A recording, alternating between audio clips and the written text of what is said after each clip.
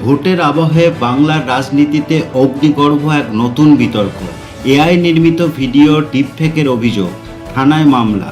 দেখে মনে হচ্ছে যেন এক অদ্ভুত লড়াই, যেখানে এক পাশে তৃণমূল সাংসদ মহুয়া মৈত্র আর অন্য পাশে ইউপিএ ক্যাডারের সিংহম খ্যাত আইপিএস অফিসার অজয় পাল শর্মা। কিন্তু আসল ঘটনাটা কি? কে সত্যি বলছে আর কে মিথ্যে? চলুন আজকের বিশ্লেষণে বিস্তারিত জানার চেষ্টা করি। পশ্চিমবঙ্গ বিধানসভা নির্বাচন 2026-এর দ্বিতীয় ও শেষ দফার ভোটের মাত্র কয়েকদিন আগেই হঠাৎ করে রাজনীতির কেন্দ্রবিন্দুতে চলে আসেন উত্তরপ্রদেশের এই এনকাউন্টার স্পেশালিস্ট এবং সিংহম নামে পরিচিত আইপিএস অফিসার অজয় পাল শর্মা। নির্বাচন কমিশন তাকে দক্ষিণ 24 পরগনার ফলতা বিধানসভা কেন্দ্রের বিশেষ পুলিশ পর্যবেক্ষক হিসাবে নিয়োগ করে। কিন্তু তার কাজ শুরু করতেই বিতর্ক তৈরি হয়। 27শে এপ্রিল সোমবার ফলতার তৃণমূল প্রার্থী জাহাঙ্গীর খানের বাড়ির সামনে হাজির হন কেন্দ্রীয় বাহিনী ও আইপিএস অজয় পাল শর্মা। সেখানেই দাঁড়িয়ে তিনি দফায় দফায় হুঁশিয়ারি দিতে থাকেন। এক ভাইরাল ভিডিওতে তাকে বলতে শোনা যায়, শোনো, সাবধান করে দিচ্ছি, কোনো অশান্তি করলে এমন ব্যবস্থা নেওয়া হবে যে পরে কাঁদলেও কাজ হবে না। তৃণমূল শিবিরের অভিযোগ, পুলিশ পর্যবেক্ষক হিসাবে তিনি যেন ভয় দেখানো ও হুমকি দেওয়ার কৌশল নিয়েছেন।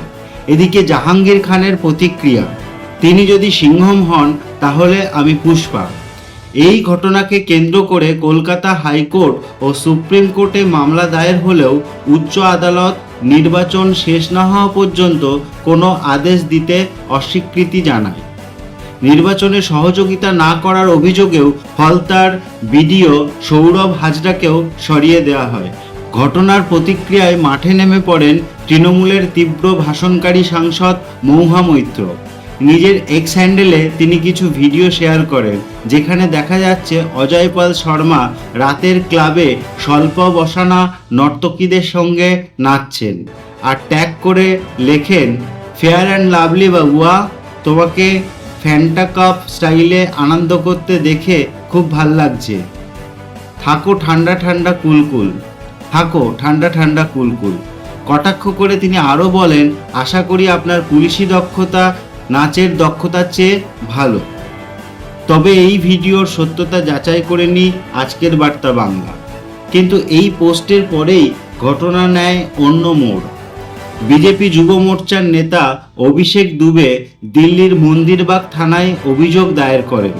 অভিষেক দুবে অভিযোগ করেন, এআই ও ডিপফেক প্রযুক্তি ব্যবহার করে ভিডিওটি ভুয়ো বানানো হয়েছে, যার আসল উদ্দেশ্য জনমনে বিভ্রান্তি তৈরি এবং নির্বাচনী পরিবেশ প্রভাবিত করার চেষ্টা।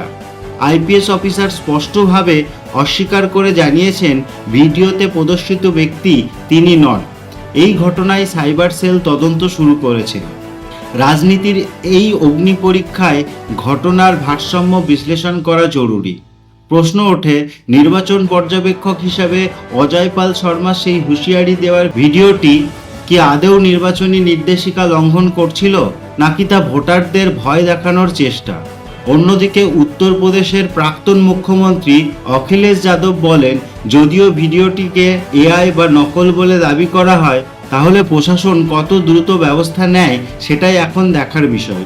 সবচেয়ে বড় প্রশ্নটা এখন এখানেই দাঁড়িয়ে, এআই প্রযুক্তি ব্যবহার করে তৈরি রাজনৈতিক ভিডিওকে ঘিরে এমন মামলা কি ভবিষ্যতে রাজনীতির এক নতুন দিক নির্দেশ করছে? এই ঘটনার পর পরিষ্কার, আগামী দিনে নির্বাচনী প্রচারণা কতটা এআই নির্ভর হয়ে উঠবে তা অনেকটাই নির্ভর করবে এই ধরনের মামলার ফলাফলের উপর। এখন সত্যিই সময় এসেছে বিষয়টিকে গভীরভাবে ভাবার। পুলিশি হুঁশিয়ারি হোক বা নকল ভিডিওর অভিযোগ, যাই ঘটুক না কেন, সাধারণ মানুষের ভোট দেওয়ার অধিকার যেন কোনোভাবেই প্রশ্নবিদ্ধ না হয়, সেটাই সবচেয়ে জরুরি।